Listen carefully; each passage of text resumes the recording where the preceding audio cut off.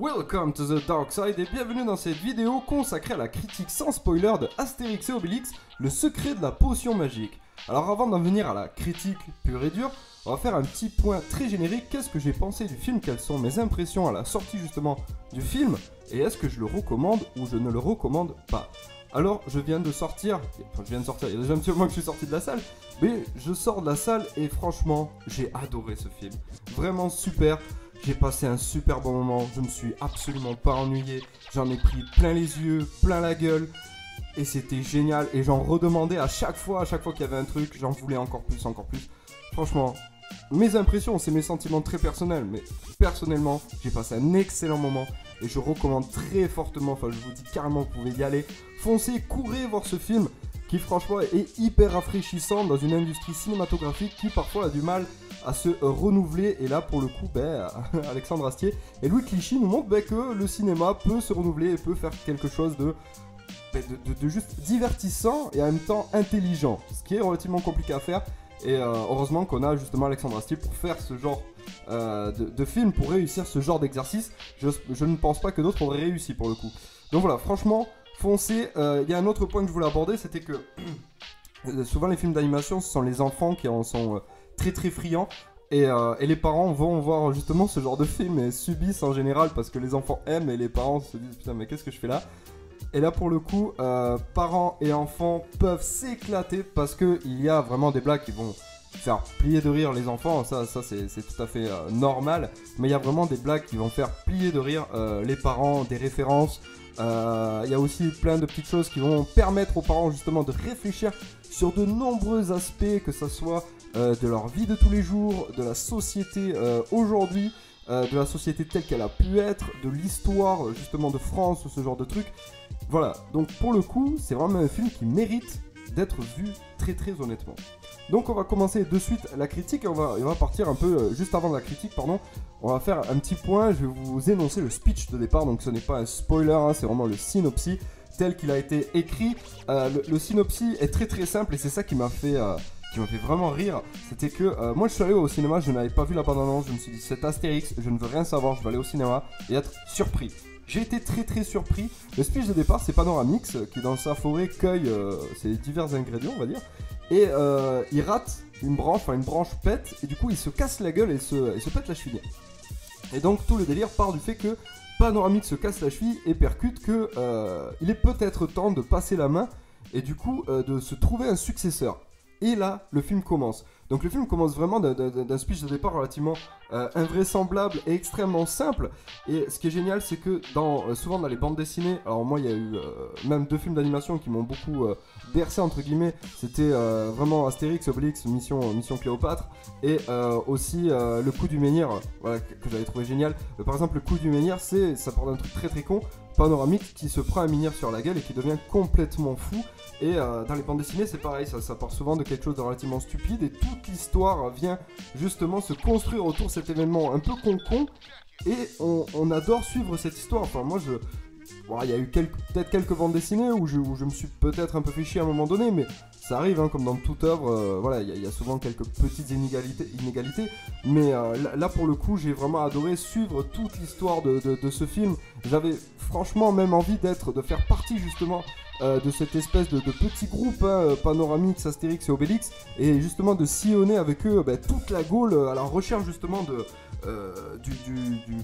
du successeur de Panoramix. On a vraiment envie, on se jette à corps perdu là-dedans. Le film en fait c'est une espèce de, je le comparais à une espèce de valse relativement exotique et en même temps endiablée, avec des petits points de débilité humaine et d'excentricité. Et vraiment on a envie de se laisser embarquer par cette danse endiablée et en avant, et c'est vraiment ça qui est ouf. C'est vraiment ça qui est vraiment ouf pour ce film, de partir d'un scénario aussi simple, et c'est un exercice très très dur. Alors, heureusement qu'il y a Alexandre Astier, parce que c'est le genre d'exercice, faire un film complexe entre guillemets pour des gens dont c'est le métier, c'est relativement facile de faire un scénario simple, efficace, divertissant et intelligent. C'est vraiment extrêmement compliqué et l'exercice est très très bien réussi. Alors ça c'était voilà, vraiment pour le petit début.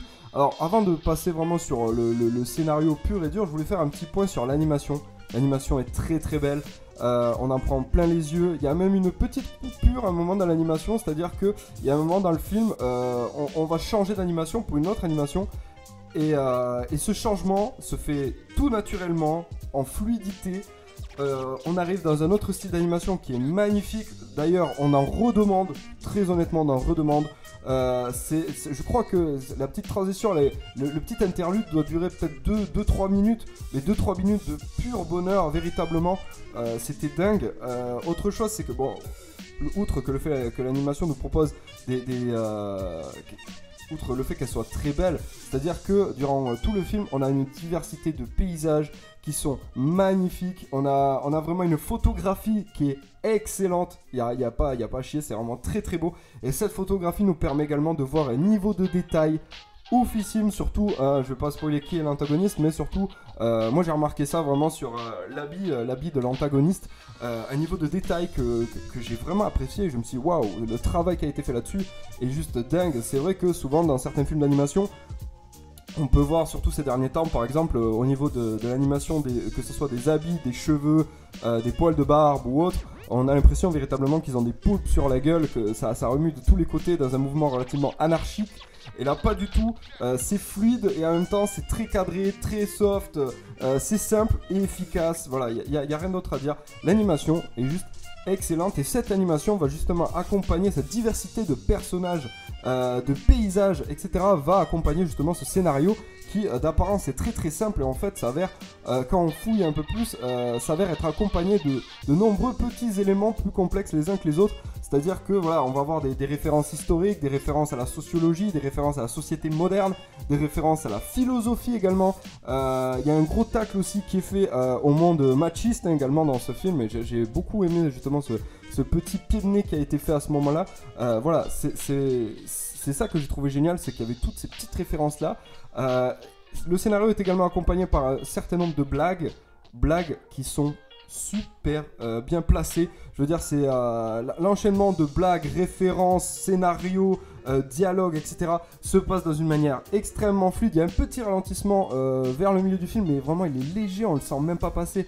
Vraiment là je fais le pinailleur, hein, sans déconner, je fais le petit pinailleur parce que sinon ça passe tout seul. Véritablement, c'est hallucinant. Les blagues, c'est-à-dire qu'on...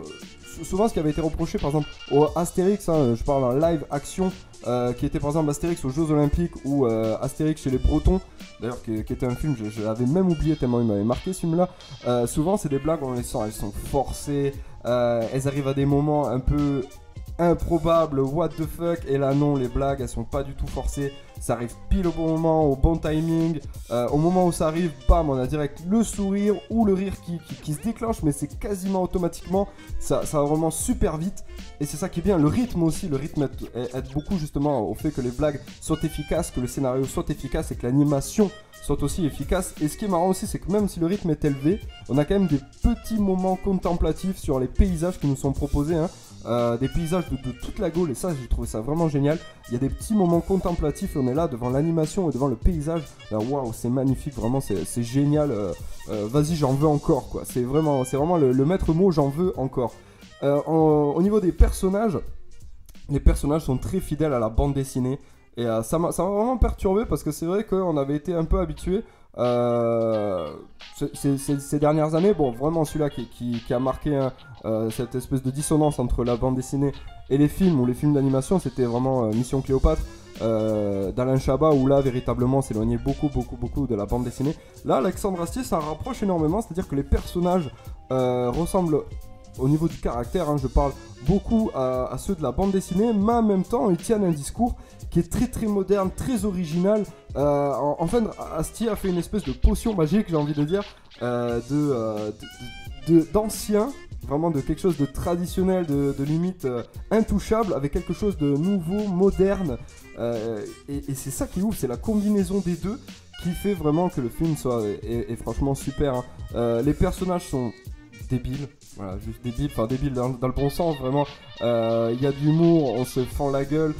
Dès le début, quand j'ai vu le village et qu'on a vu les premiers personnages, les caractères, j'avais vraiment l'impression d'avoir ouvert ma bande dessinée Astérix et d'avoir sauté dedans, véritablement à pieds joints, bam, je me retrouve au milieu justement de de ce petit village qui résiste encore et toujours à l'Empire romain. Et ça m'a fait véritablement plaisir. L'antagoniste, lui, il est vraiment excellent. L'antagoniste, je l'ai trouvé très très bon. Même si enfin, ça peut perturber un peu parce que l'antagoniste, il n'a pas réellement de raison justement de l'être. Mais il est quand même, et si tu fouilles un peu, bon, tu te dis, bon, c'est vrai que ça peut quand même passer. Mais voilà, c'est l'antagoniste, même s'il est très très bien fait, je trouve. Il y a ce petit côté, tu sais pas pourquoi c'est vraiment le méchant, parfois. Hein. Il y a un petit truc, j'ai pas tout à fait compris. Il y a une scène ou deux, voilà, où j'étais un peu, ouais, pourquoi tu fais ça? Mais bon, allez, ça passe. Voilà, c'est vraiment, ouais, je dirais que le point positif, c'est peut-être au niveau de l'antagoniste qui des fois fait des choses qui ne sont pas forcément très logiques. C'est véritablement le point positif, négatif pardon, du film. Et encore, franchement, je suis très très pinailleur hein, parce que des points négatifs, j'en ai pas trouvé. J'en ai pas trouvé quoi. On va pas se mentir, j'en avais pas vraiment trouvé. Et c'est ça qui m'a fait aussi plaisir, c'est que le film, au final, t'as pas vraiment envie de le tailler parce qu'il est bien quoi. Il est juste bien. Alors c'est bien de tailler les films en permanence, mais au bout d'un moment, faut dire que quand quelque chose est bien, c'est bien. Et là, pour le coup, c'est vraiment très très très très bien.